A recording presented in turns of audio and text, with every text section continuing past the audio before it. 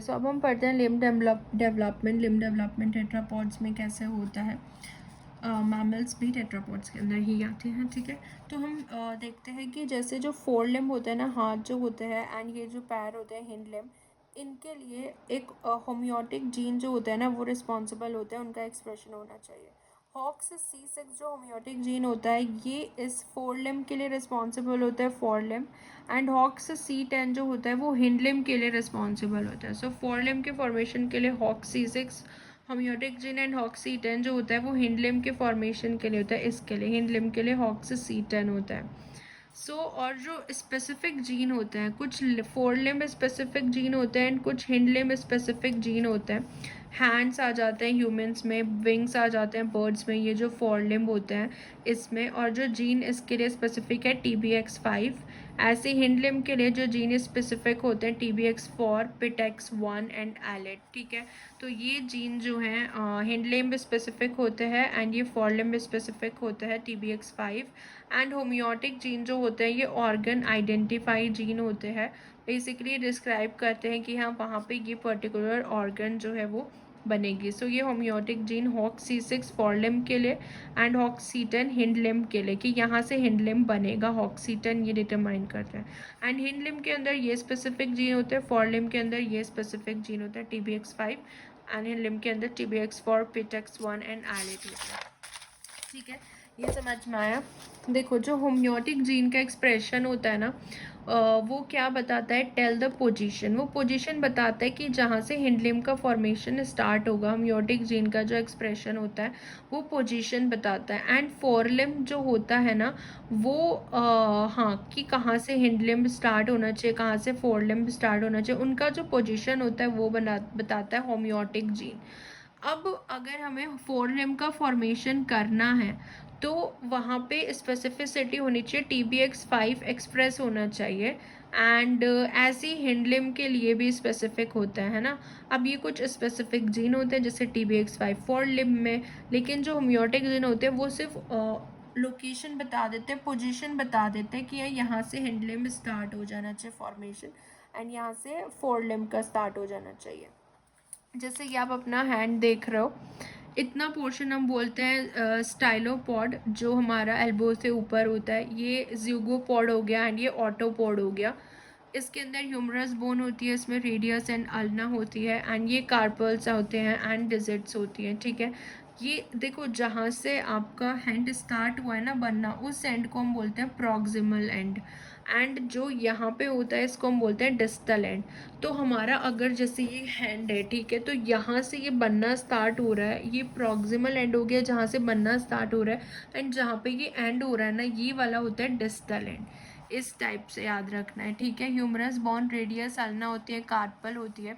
And अगर आपको ना तीन चीज़ें याद रखनी है, प्रॉक्सिमल डिस्टल पता चल गया कि यहाँ पे ख़त्म हो रहा है, तो ये हमारा क्या है, डिस्टल एंड। एंड जहाँ से ये स्टार्ट हो रहा है एल्बो के ऊपर से, वो हमारा प्रॉक्सिमल एंड है, ठीक है। अब दूसरा चीज़ देखो, प्रॉक्सिमल डिस्टल समझ में आया ना।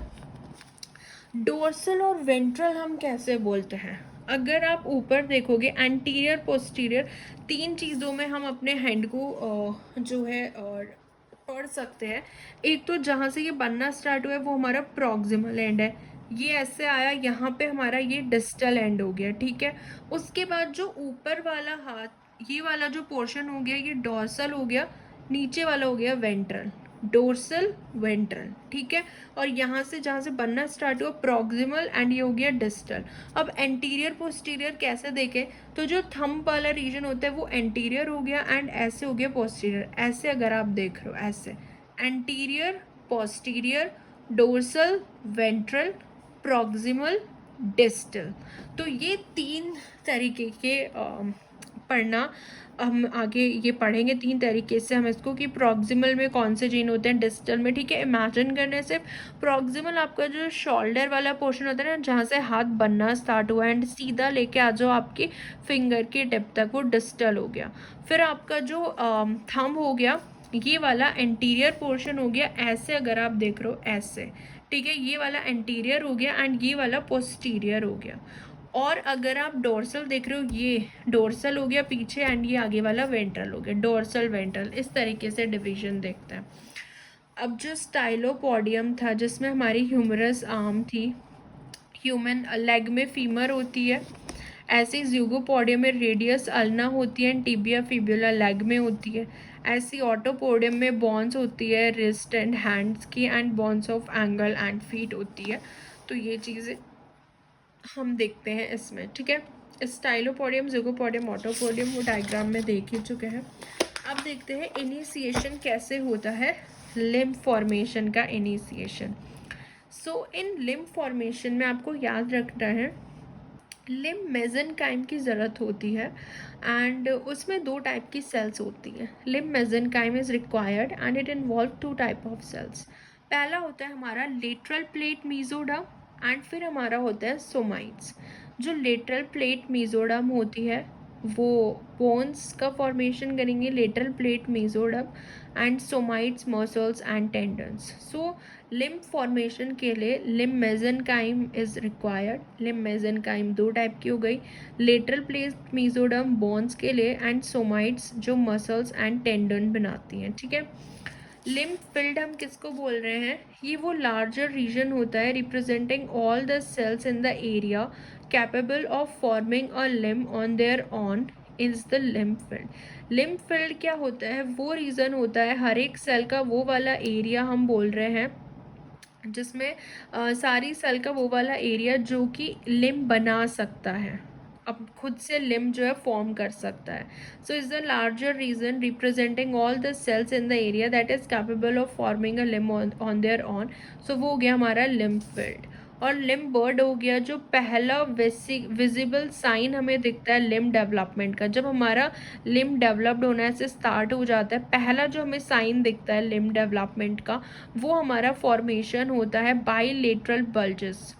Is the formation of bilateral bulges जिसको हम लिम्ब बर्ड बोलते हैं, जो ये ऐसे बल्जेस निकल रहे होता है। सो पहला साइन लिम्ब डेवलपमेंट का ये होता है। और लिम्ब मेसेनकाइम की ज़रूरत होती है जिसमें हमारा हो जाता है limb lateral plate mesoderm bones के लिए and somites muscles and tendons के लिए, ठीक है। So this is the initiation of limb formation. यहाँ पे देखो ये जो हमारा लिम्ब मेसेनकाइम यहाँ पे प्रेजेंट होती है, दीज आर लिम्ब मेसेनकाइम। उसके बाद ये हमारा जो है सरफेस एक्टोडर्म सरफेस हो गया, लिम्ब मेसेनकाइम हो गई एंड ये हॉक्स जीन का एक्सप्रेशन हुआ, होमियोटिक जीन का एक्सप्रेशन हुआ यहाँ पे। एंड ये जो है हमारे पास लिम्ब मेसेनकाइम का क्या हुआ, प्रोलिफरेशन हुआ, ठीक है। लिम्ब मेसेनकाइम का क्या हुआ यहाँ पे, प्रोलिफरेशन हुआ limb mesenchyme. So these are the limb mesenchyme and इनका प्रोलिफरेशन हुआ लिम्ब मेसेनकाइम का। उसके बाद यहाँ से क्या होगा, लिम्ब मेसेनकाइम जो है वो FGF10 फॉर्म करेगा, सिग्नल देगा FGF10 लिम्ब मेसेनकाइम। FGF10 के बाद यहाँ पे AER इंडक्शन होता है, एपिकल एक्टोडर्मल रिज। ये जो AER है इसका ऐसे इंडक्शन होता है, हाँ यही होता है लिम्ब बर्ड, जो पहला साइन बल्जेस हमको दिखता है लिम्ब बर्ड। एंड ये जो हमारे लिम्ब मेसेनकाइम होते हैं, प्रोलिफरेशन ऑफ FGF10 सिग्नल दिया, AR इंडक्शन हुआ, देन ये वापस से FGF8 सिग्नल इसको देते हैं लिम्ब मेसेनकाइम को।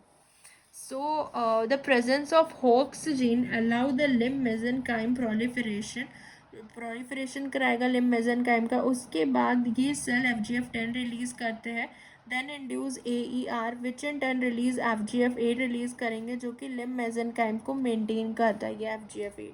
सो ये आउटग्रोथ लिम्ब बर्ड बोलते हैं हम इसको। और जो थिकनिंग होती है ये एक्टोडर्म की, जो ये थिकनिंग होती है एक्टोडर्म की, इसको हम बोलते हैं AER। The zone where mesenchyme are proliferating, जहाँ पे मेसेनकाइम प्रोलिफरेट हो रहे हैं, डिवाइड हो रहे हैं, उसको हम बोलते हैं progress zone, proliferating cell mass. And ये जो आउटग्रोथ होता है ना, ये प्रॉक्सिमल से डिस्टल रीजन में होता है। देखो प्रॉक्सिमल रीजन जहाँ वह शोल्डर वाला रीजन है ना, जहाँ से हाथ बनना स्टार्ट होता है आगे की साइड, तो वो वाला रीजन आप देखो प्रॉक्सिमल रीजन होता है एंड डिस्टल, ये आउटग्रोथ उसी साइड होना स्टार्ट हुआ है। मतलब जैसे ये एक हम ह्यूमन बना रहे हैं, ठीक है, ये यहाँ पे ऐसे होता है, ठीक है, ये कोई भी बॉडी मान लो ह्यूमंस की, ठीक है। तो यहाँ पे जो ये जो शोल्डर वाला रीजन होता है ना, यहाँ से कि बनना स्टार्ट हो रहा है ये बर्ड, लिम्ब बर्ड, फिर ये आगे चल के यही तो ऐसे हैंड बना लेता है, ठीक है। तो ये वाला एंड को ही तो हम बोल रहे हैं प्रॉक्सिमल एंड। तो ये प्रॉक्सिमल एंड से स्टार्ट होता है ऐसे, एंड ये पूरा यहाँ तक डिस्टल एंड हो जाता है, यहाँ पे डिस्टल एंड प्रॉक्सिमल एंड, ठीक है। सो इसी तरीके से ये जो आउटग्रोथ होती है ये प्रॉक्सिमल से बन रही है डिस्टल तक। Thus after a time it is defined in a pattern. So एक टाइम के बाद ये एक पैटर्न में डिफाइन हो जाती है। After a time it is defined in a pattern. तो ये समझ में आया कि कैसे जो लिम्ब मेसेनकाइम है वो हॉक्स जीन के बाद प्रोलिफरेट होना स्टार्ट हो जाती है, फिर एफजीएफ आता है, एआर होता है, थिकनिंग होती है एक्टोडर्म की, देन वो एफजीएफ8 रिलीज करता है जो वापस से इन मेसेनकाइम को जो है मेंटेन करते हैं, और इसको हम प्रोग्रेस जोन भी बोलते हैं। सो ये जो होता है ना, देखो जहाँ पे ये हमारी मेसेनकाइम प्रोलिफरेट हो रहा है इसको हम प्रोग्रेस जोन बोल रहे हैं। ये FGF10 बना रहा है, ये हमारा AR हो गया, FGF8 इसी को कर रहा है, ये इसकी आउट ग्रोथ हो रही है। अब देखो यहाँ पे ये हमारा प्रॉक्सिमल एंड हो गया, डिस्टल एंड हो गया। एंटीरियर पोस्टीरियर देखा था, एंटीरियर जो थंब वाला रीजन होता है ना वो हमने देखा था एंटीरियर, एंड पोस्टीरियर वाला जो हमारा फिंगर वाला रीजन होता है ना, फिंगर वाला, हाँ। सो थंब वाली साइड जो है वो एंटीरियर आप लेके चलो एक उस वाले जोन में कि थंब वाली साइड एंटीरियर है एंड फिंगर वाली पोस्टीरियर है, ये प्रोग्रेस जोन हो गया। यहाँ पे ये एक रीज़न होता है जोन ऑफ पोलराइजिंग एक्टिविटी। ये क्या होता है, यहाँ पे ये जो ब्लू वाला देख रहे हो ना, this is the zone of polarising activity. ये प्रोग्रेस जोन का वो रीज़न होता है, पोलराइजिंग एक्टिविटी ZPA जो पोस्टीरियर साइड होता है। सो प्रोग्रेस जोन का वो वाला रीज़न जो पोस्टीरियर साइड होता है उसको हम बोलते हैं ZPA, zone of polarising activity. ये इधर डिस्टल हो गया, AR हो गया, FGF10 बना रहा है, ये FGF8 बना रहा है, प्रोग्रेस जोन हो गया, प्रॉक्सिमल एंड हो गया, डिस्टल एंड हो गया, एंटीरियर थंब वाला रीजन हो गया, एंड पोस्टीरियर। ऐसे ये एंटीरियर हो गया, ये वाला पोस्टीरियर। भाई एक चीज़ ऐसे भी तो हम डिफाइन करेंगे ना, एक तो हमने कर लिया प्रॉक्सिमल एंड डिस्टल हमारा हो चुका है कि ये एंड हो रहा है यहाँ पे डिस्टल साइड पे, ठीक है। एंड उसके बाद ये वाला हमारा क्या होता है, दिस इज एंटीरियर, एंड ये वाला जो होता है वो पोस्टीरियर होता है। इस तरीके से हम देखेंगे इसको। सो ये प्रोग्रेस जोन हमारा हो गया है प्रॉक्सिमल, ठीक है। प्रॉक्सिमल देखो यहाँ पे देखो, proximal, distal, stylopod, zeugopod, autopod, and zone of polarity, progress zone का वो वाला रीजन जो पोस्टीरियर साइड होता है, ठीक है। ऐसे आप इमेजिन करके चलो। AR क्या होता है, ये बस थिकनिंग होती है एक्टोडर्म की at the apex of developing limb bird. Progress John, the highly proliferated mesenchyme that fuel limb bird growth, also known as undifferentiated zone भी बोलते हैं, जहाँ पे proliferation होता है mesenchyme का। जोन ऑफ पोलराइजिंग एक्टिविटी जो होती हैं, the cells found within the most posterior region, progress zone के मोस्ट पोस्टीरियर रीजन में जो सेल होती हैं उसको हम बोलते हैं zone of polarising activity. Along the ये एंटीरियर पोस्टीरियर एक्सेस डिटरमाइन करती है, ठीक है। तो यानी कि हमें पता चल जाता है ना कि जो सेल्स पोस्टीरियर साइड ZPA जो होता है, हमें पता चल जाता है कि जिस साइड ZP है जोन ऑफ पोलराइजिंग एक्टिविटी, वो पोस्टीरियर साइड डिफाइन कर देता है, फिंगर वाली, ये वाली फिंगर वाली, एंड एंटीरियर जो है उसके ऑपोजिट वाला साइड हो जाता है, प्रॉक्सिमल डिस्टल हो गया, ठीक है। तो इस तरीके से लिम्ब डेवलपमेंट जो है वो स्टार्ट होता है। सो आई होप यहाँ तक ये क्लियर हुआ होगा। इसके बाद देखो, एज ड्यू टू FGF10, ये जो FGF10 हमारा बन रहा है, WNT3 जो है वो सरफेस एक्टोडर्म पे एक्सप्रेस होता है। Due to FGF10, WNT3 is expressed in surface ectoderm. This lead to the release of FGF8। जो ये FGF8 रिलीज हो रहा है ना, FGF10 क्या कर रहा है, WNT का एक्सप्रेशन कर रहा है सरफेस एक्टोडर्म पे, और तभी ये FGF8 रिलीज होता है AER से। AER is inducted and induced and limb growth जो है वो एक्टिवेट हो जाती है, एंड FGF8 मेंटेन भी करता है। देखो ये लेटरल प्लेट मेसोडर्म है, इसने FGF10 सिग्नल रिलीज करती है प्रोलिफरेशन के बाद। FGF10 जैसे ही सिग्नल रिलीज करती है तो ये सरफेस एक्टोडर्म पे WNT3A एंड ह्यूमंस में WNT3 का एक्सप्रेशन कराती है सरफेस एक्टोडर्म पे। तभी वो AER आगे इंड्यूस होता है और FGF8 रिलीज होता है, जो फिर इसी को मेंटेन करता है। लेटरल प्लेट मीजोडर्म और जो हमारी वो मेसेनकाइम होती है उसको मेंटेन करता है FGF8। और AER का इंडक्शन होता है, लिम्ब ग्रोथ होता है प्रॉक्सिमल से डिस्टल एंड तक। Undifferentiated and proliferative state of limb mesenchyme, हाँ जो प्रोग्रेस जोन होता है उसको मेंटेन करते हैं वो। प्रोलिफरेटिव स्टेट जो होती है लिम्ब मेसेनकाइम की, और अनडिफरेंशिएटेड स्टेट भी हम उसको बोल देते हैं। अब हम देखते हैं प्रॉक्सिमल डिस्टल एक्सिस को अच्छे से। इसमें हमारी FGF फैमिली प्रोटीन्स आती हैं। FGF10 रिलीज हुआ, induction and maintenance of AER हुआ। ये रिलीज होता है बाय लेटरल प्लेट मीजोडर्म जो होती है, लेटरल प्लेट मीजोडर्म वो रिलीज करती हैं FGF10। FGF10 बेसिकली वहीं से रिलीज हो रहा है जो हमारी ये मेसेनकाइम होती है, limb mesenchyme, lateral plate mesoderm से। और फिर FGF8 जो होता है वो प्रोग्रेस जोन को मेंटेन करता है, AER सिर्फ आउट ग्रोथ मेंटेन करता है। Initiation of limb bud formation. So Hox gene पहले डिसाइड करते हैं लोकेशन, एंड जो ये TBX होता है ये पैटर्न डिसाइड करता है। देखो हॉक्स जीन का एक्सप्रेशन हुआ, वहाँ पे हो गया कि उस जगह पे हमारा लिम्ब बनने वाला है, ठीक है, फॉर लिम्ब या हिंड लिम्ब जो भी है, वहाँ पे हॉक्स जीन का एक्सप्रेशन होता है सबसे पहले।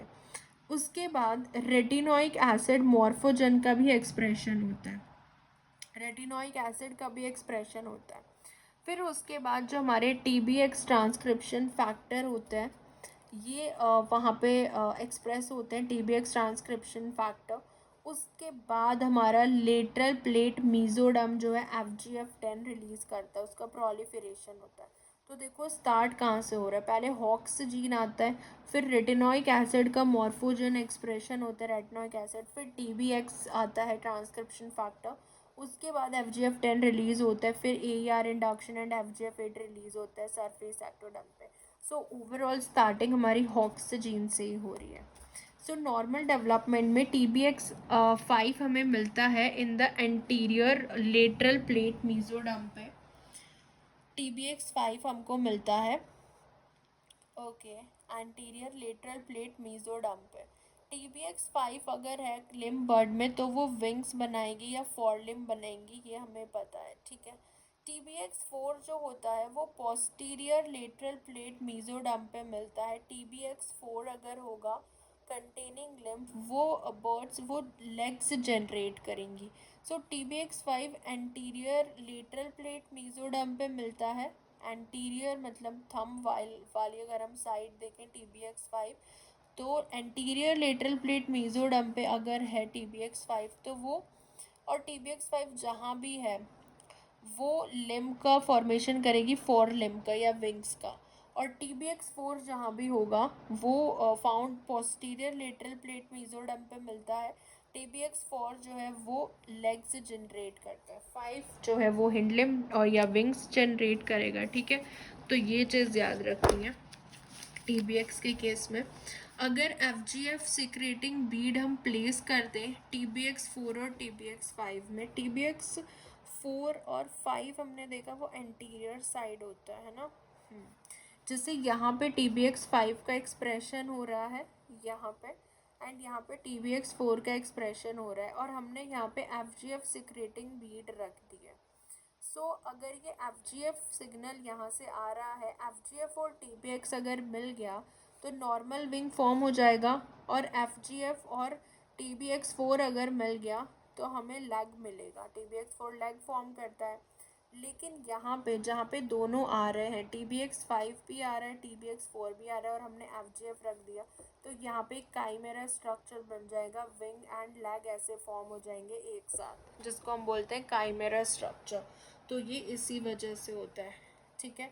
यानी कि FGF सिक्रेटिंग बीट जो होती है वो FGF सिक्रेट करेगी, और जैसे ही FGF मिल गया TBX5 से तो विंग्स बना देगा, FGF मिल गया TBX4 से तो लेग बना देगा, क्योंकि TBX स्पेसिफिक जीन होता है एंड FGF ज़रूरत होती है FGF की, तभी तो वो AER वगैरह इंड्यूस करता है एंड लिम्ब का फॉर्मेशन होता है, ठीक है। So specific TBX5 and TBX4 होता है स्पेसिफिक। अब हम AER का रोल देख लेते हैं, इसमें AER का क्या रोल होता है। AER जो होता है ना, देखो 4 लिम्ब मेसेनकाइम अगर हमारी है, ये 4 लिम्ब मेसेनकाइम है, हाथ वाली मेसेनकाइम है, और ये AER बना रही है 4 लिम्ब का बर्ड है, और ये हमारा हिंड लिम्ब मेसेनकाइम है, पैर वाला है, ठीक है, हिंड लिम्ब मान लो, एंड ये हमारा AER है, इसका हिंड लिम्ब का बर्ड है। अगर हमने ये AER यहाँ से रिमूव कर दिया एंड इसको हमने रिप्लेस कर दिया हिंड लिम्ब के AER से, यानी कि यहाँ से हमने AER हटा के इसका AER यहाँ पे कर दिया रिप्लेस 4 लिम्ब पे, तो अब तो यहाँ पे तब भी हिंड लिम्ब ही फॉर्म होगा। नॉर्मल जो है यहाँ पे तब भी 4 लिम्ब ही फॉर्म होगा, क्योंकि ये 4 लिम्ब की मेसेनकाइम है। मेसेनकाइम जिस चीज़ की है, 4 लिम्ब की मेसेनकाइम है, मेसेनकाइम हमने नहीं बदली है, सिर्फ AER बदल दिया, और AER का कोई स्पेसिफिक रोल नहीं होता है। AER सिर्फ ग्रोथ कराता है आगे की, ठीक है, सिर्फ ग्रोथ इंड्यूस करता है। सो अगर हमने यहाँ पे हिंड लिम्ब का AER डाल दिया, लेकिन जो मेसेनकाइम है वो तो 4 लिम्ब की है ना, तो यहाँ पे 4 लिम्ब ही बनेगा, नॉर्मल 4 लिम्ब फॉर्मेशन होगा यहाँ पे, और हिंड लिम्ब का डेवलपमेंट सीज हो जाएगा, क्योंकि AER वो नॉन स्पेसिफिक होता है, सिर्फ आउट ग्रोथ के लिए ज़रूरी होता है। सो इट इज़ नॉट, ये नॉन स्पेसिफिक होता है 4 लिम्ब और लिम्ब बर्ड के लिए, ऐसा कोई स्पेसिफिक नहीं है। जो स्पेसिफिक होता है वो TBX और मेसेनकाइम जो है वो पैटर्न डिसाइड करता है, TBX5 है कि TBX4 है, और हिंड लिम्ब मेसेनकाइम है या 4 लिम्ब मेसेनकाइम है, वो डिसाइड करता है स्पेसिफिसिटी, ठीक है। AER सिर्फ और सिर्फ ग्रोथ के लिए रिस्पॉन्सिबल होता है। अब इसके अंदर ना हम डिफरेंट केसेस देखते हैं जो कि बहुत इम्पॉर्टेंट है। अगर देखो हमने AER रिमूव कर दी, खुद ही सोचो अगर AER रिमूव कर दोगे तो डेवलपमेंट ही रुक जाएगा, क्योंकि ग्रोथ तो AER ही करा रहा है। अगर एक्स्ट्रा AER हमने ग्राफ्ट कर दिया, अगर आपने एक्स्ट्रा AER डाल दिया तो विंग डुप्लीकेट हो जाएगा, यानी कि बहुत ज़्यादा ग्रोथ हो जाएगी, सुपर न्यूमरस स्ट्रक्चर फॉर्म हो जाएंगे to what the distal end जो होता है लिम्ब का, जो डिस्टल एंड होता है, ये इस एंड वाला जो पार्ट होता है डिस्टल एंड, वहाँ पे न्यूमरस स्ट्रक्चर फॉर्म हो जाएंगे। अगर लेग की मेसेनकाइम प्लेस कर दी डायरेक्टली बीनीथ द विंग, तो यानी कि जो विंग वाला एरिया है उसके नीचे आपने लेग की मेसेनकाइम रख दी, तो लेग ही बनेगा ना। अगर लेग की मेसेनकाइम रख दी तो डिस्टल जो हिंड लिम्ब स्ट्रक्चर होंगे, टोज डेवलप्ड हो जाएंगे at the end of limb. अगर आपने लेग की मेसेनकाइम रख दी विंग AER में, तो डिस्टल स्ट्रक्चर जो होंगे हिंड लिम्ब स्ट्रक्चर डेवलप्ड हो जाएंगे, यानी कि टोज पैर वाले स्ट्रक्चर डेवलप्ड हो जाएंगे ऊपर, डिस्टल हिंड लिम्ब स्ट्रक्चर, क्योंकि आपने लेग वाली मेसेनकाइम रख दी है। और अगर लिम्ब मेसेनकाइम हमने रिप्लेस कर दी by non limb mesenchyme AER के बाद, तो AER जो है वो रुक जाएगा एंड लिम्ब डेवलपमेंट भी रुक जाएगा, क्योंकि लिम्ब मेसेनकाइम ही नहीं है, नॉन लिम्ब मेसेनकाइम है। अगर AER हमने रिप्लेस कर दिया बाय FGF बीड एज, देखो FGF बीड से अगर AER को रिप्लेस कर दोगे, क्योंकि AER भी हमें FGF ही देता है, तो हमने उस FGF ही रख दिया डायरेक्ट उसकी बजाय, तो नॉर्मल विंग हमारा आएगा, क्योंकि AER से भी हमें FGF ही मिलता है। सो ये कुछ केसेस थे, डिफरेंट केसेस जो हमने पढ़ा है इससे रिलेटेड। एक हम इसमें पढ़ते हैं मॉर्फोजन ग्रेडियंट। देखो ये हमारा स्टाइलोपॉड, ज़िगोपॉड, ऑटोपॉड, यहाँ पे ह्यूमरस होता है, रेडियस अल्ना, एंड ये डिजिट्स होती हैं हमारी। यहाँ पे देखो मॉर्फोजन ग्रेडियंट, जो रेटिनोइक एसिड का ग्रेडियंट होता है ना, वो प्रॉक्सिमल में ज़्यादा होता है, यहाँ पे रेटिनोइक एसिड ज़्यादा होता है, देन डिस्टल में कम हो जाता है मॉर्फोजन ग्रेडियंट। एंड जो FGF8 का ग्रेडियंट होता है वो डिस्टल में ज़्यादा होता है, यहाँ पे कम हो जाता है। सो रेटिनोइक एसिड यहाँ पे मैक्सिमम होता है स्टाइलोपॉड में, एंड FGF8 मिनिमम होता है, तो इसलिए ये स्टाइलोपॉड बनाता है। यहाँ पे दोनों रेटिनोइक एसिड और FGF8 का इक्वल कंसनट्रेशन होता है, यहाँ पे FGF8 का मैक्सिमम होता है एंड रेटिनोइक एसिड का जो यहाँ पे कम होता है, तो वो ऑटोपॉड बनाता है मॉर्फोजन ग्रेडियंट, ठीक है। 4 लिम्ब की अगर हम बात करें, ऊपर वाले 4 लिम्ब में जो जीन एक्सप्रेस्ड होते हैं HOX9 एंड HOX10 होते हैं होम्योटिक जीन स्टाइलोपॉड में, ज़िगोपॉड में HOX11 एंड ऑटोपॉड में HOX12 एंड HOX13। ऐसे ही हिंड लिम्ब में यही होता है, हिंड लिम्ब में HOX10, HOX11, HOX12 and HOX13 same ही है, बस यहाँ पे 9 एक्स्ट्रा होता है 4 लिम्ब में। अगर कुछ सर्टेन म्यूटेशन हम देखें, HOX11 जो है उसके रिसेसिव म्यूटेशन मतलब उसका लॉस ऑफ फंक्शन हो जाए तो ज़िगोपॉड फॉर्मेशन नहीं होगा। ठीक है, सिंपल सा है ये तो मॉर्फोजन ग्रेडियंट। केस 2 देखो, अगर HOX13 के लॉस ऑफ फंक्शन म्यूटेशन हो जाए तो ऑटोपॉड का फॉर्मेशन नहीं होगा, क्योंकि ऑटोपॉड में HOX13 चाहिए होता है। अब हम एंटीरियर पोस्टीरियर एक्सिस देखते हैं। जो थंब वाला होता है वो ये वाला एंटीरियर पोर्शन होता है, एंड ये फिंगर वाला हमारा पोस्टीरियर रीजन होता है। सो हमने देखा है जो ये कौन रेगुलेट करता है, sonic hedgehog gene expression regulate कर।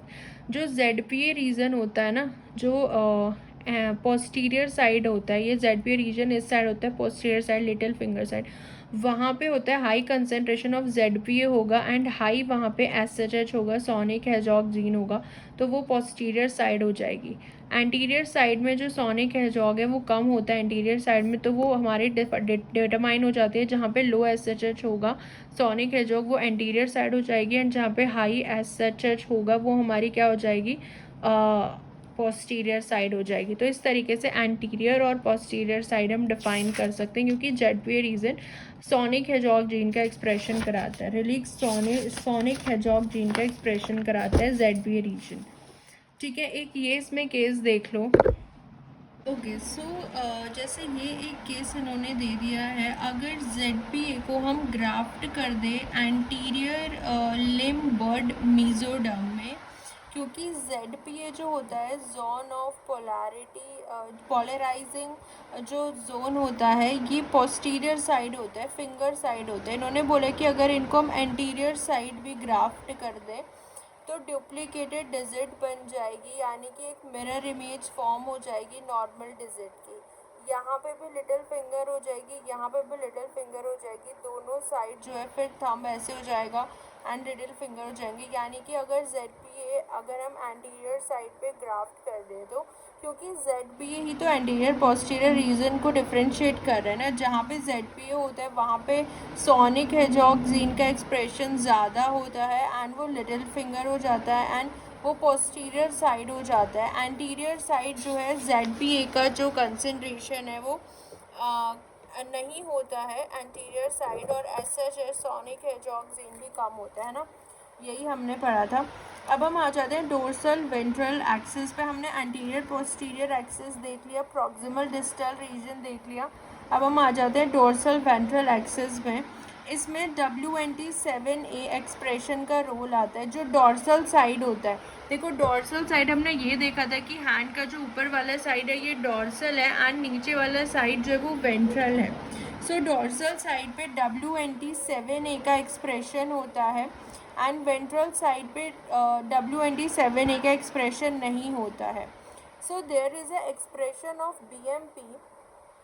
वेंट्रल साइड पे WNT7A का एक्सप्रेशन नहीं होता है, वहाँ पे BMP का एक्सप्रेशन होता है वेंट्रल साइड पे, which lead to the expression of EG1 engrailed 1, जो कि WNT7A का एक्सप्रेशन इनहिबिट कर देता है। 7A का एक्सप्रेशन जहाँ हो रहा है वो डोर्सल साइड है। ठीक है, अब अगर वेंट्रल साइड पे 7A एक्सप्रेस नहीं हो रहा है तो कुछ तो रीज़न होगा ना कि 7A एक्सप्रेस नहीं हो रहा है, तो इसको आप डायग्राम से समझो।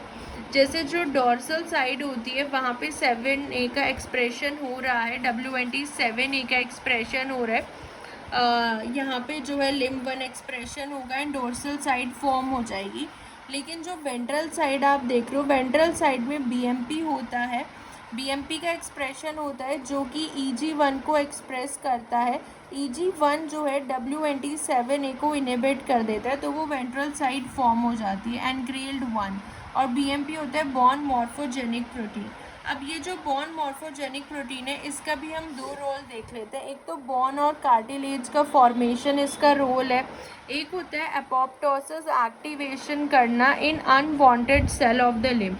जो सेल अनवांटेड होती है, जिनकी कोई ज़रूरत नहीं है, उसमें एपोप्टोसिस को एक्टिवेट करना, प्लस बॉर्न एंड कार्टिलेज का फॉर्मेशन करना, ये किसका रोल होता है, बॉर्न मॉर्फोजेनिक प्रोटीन का ये रोल होता है। ठीक है, ओके। सो इसमें हम देखते हैं जो BMP एक्टिवेटिंग BMP DKK1 को एक्टिवेट कर देता है अनवांटेड सेल में, जो कि एपोप्टोसिस करा देता है। जैसे ये आप देखो, बीएमपी क्या कर देता है, DKK1 को एक्टिव कर देता है, जो एपोप्टोसिस करा देता है अनवांटेड सेल में। और बीएमपी क्या करता है, ये कार्टिलेज का फॉर्मेशन करता है। कार्टिलेज के फॉर्मेशन के लिए WNT और बीटा कैटेनिन भी होना चाहिए। BMP और WNT बीटा कैटेनिन है तो वो कार्टिलेज का फॉर्मेशन करेगा, ठीक है। तो अगर DKK1 BMP एक्सप्रेस करता है, DKK1 को अगर एक्टिव कर देता है, DKK1 WNT और बीटा कैटेनिन को इनहिबिट कर देते हैं, जिसकी वजह से एपोप्टोसिस होता है। और कार्टिलेज और बॉन के फॉर्मेशन के लिए क्या होता है, BMP और WNT और बीटा कैटेनिन दोनों की ज़रूरत होती है। DKK क्या करता है, WNT बीटा कैटेनिन को लेटरल प्लेट मीजोडर्म्स में इनहिबिट कर देता है, ठीक है। ये पूरा एम्फीबियन लिम्ब डेवलपमेंट था जो हमने पढ़ा है, fore limb and hind limb, and तीनों एक्सेस हमने देख लिए हैं, proximal, distal, anterior, posterior and dorsal और वेंट्रल एक्सेस जो है कैसे डिफाइन होते हैं लिम्ब फॉर्मेशन में। नेक्स्ट हम टॉपिक कवर करेंगे नेक्स्ट लेक्चर में। Till then take care.